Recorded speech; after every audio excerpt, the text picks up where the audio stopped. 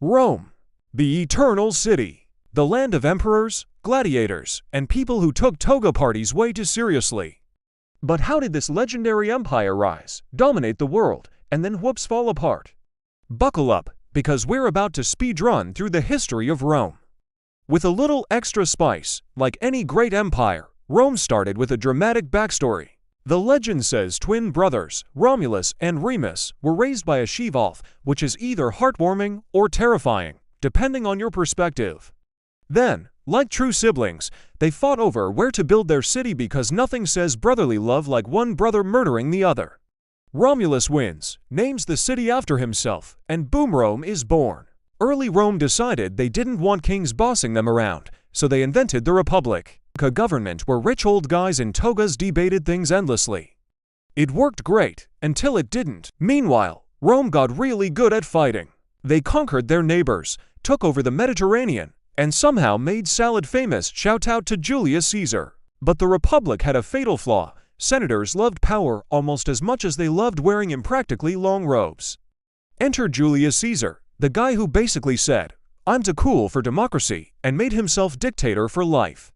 The senators were like, "Nah, bro," and stabbed him 23 times. Not a great day for Julius. After Caesar's rather unfortunate knife party, his adopted heir, Octavian, later Augustus, takes over and says, "Forget this republic nonsense, we're doing an empire now." And so began the Pax Romana, or Roman peace, a time when Rome flexed on the world with roads, aqueducts, and really big statues. They also had some characters as emperors. Nero played the fiddle while Rome burned allegedly. Caligula tried to make his horse a senator. Commodus thought he was a gladiator, but he wasn't. Honestly, the Roman emperors were basically reality TV before reality TV existed. So, what went wrong?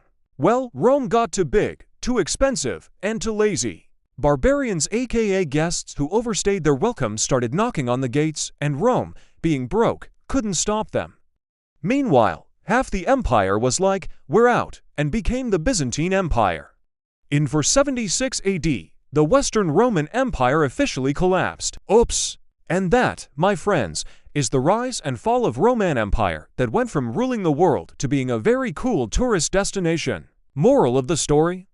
If you ever start an empire, maybe don't trust your senators, don't overextend your budget, and definitely don't let your emperor marry his horse. If you love this video, please don't forget to subscribe and like for more echoes of the past today videos. Thanks for watching, and remember, Rome wasn't built in a day, but it sure fell fast.